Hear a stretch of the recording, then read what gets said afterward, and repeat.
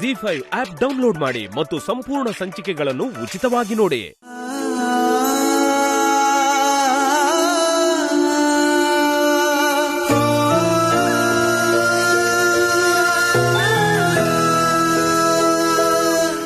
ಅತ್ತೆ, ಏನಮ್ಮ ಅದು ಏನಾಯ್ತು? ಹೇಗ್ ಹೇಳ್ಬೇಕೋ ಅರ್ಥ ಆಗ್ತಿಲ್ಲ.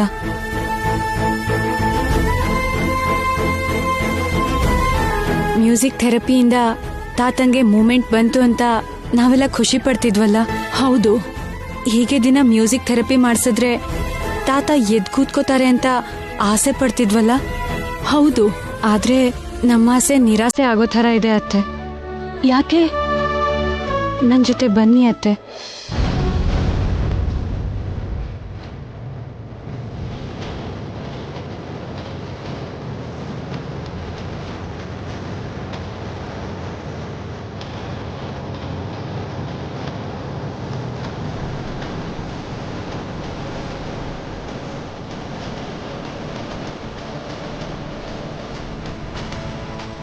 ಇಲ್ಲಿ ನೋಡಿ ಅತ್ತೆ,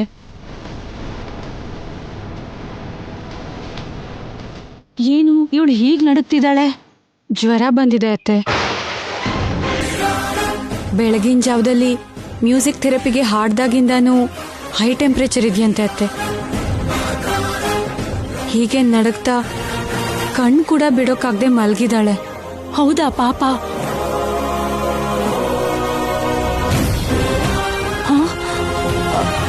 ತುಂಬಾ ಜ್ವರ ಇದೆ.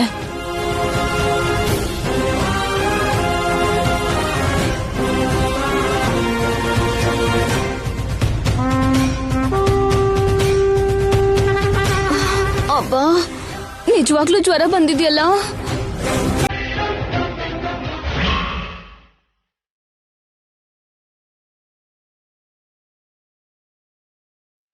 ಸ್ವಾಮಿ, ಅಪ್ಪನ್ಗೆ ಮ್ಯೂಸಿಕ್ ಥೆರಪಿ ಕೊಡ್ಬೇಕು. ನೀನೇ ಏನಾದ್ರೂ ದಾರಿ ತೋರಿಸು.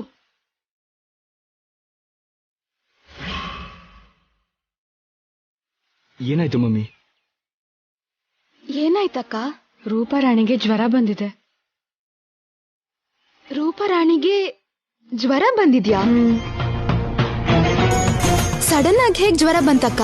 ಬಹುಶಃ ಮ್ಯೂಸಿಕ್ ಥೆರಪಿಗೋಸ್ಕರ ರೂಪಾರಾಣಿ ಬೆಳಿಗ್ಗೆನೆ ಎದ್ದು ತಲೆ ಸ್ನಾನ ಮಾಡಿ ಅಷ್ಟ್ ಕಷ್ಟದ ರಾಗನ ಕಷ್ಟಪಟ್ಟು ಹಾಡದ್ಲಲ್ಲ, ಅದರಿಂದ ಬಂತು ಅಂತ ಗೌರಮ್ಮ ಹೇಳಿದ್ರು. ಜಿ5 ಆಪ್ ಡೌನ್ಲೋಡ್ ಮಾಡಿ ಎಲ್ಲಾ ಸಂಚಿಕೆಗಳನ್ನು ಸಂಪೂರ್ಣ ಉಚಿತವಾಗಿ ನೋಡಿ.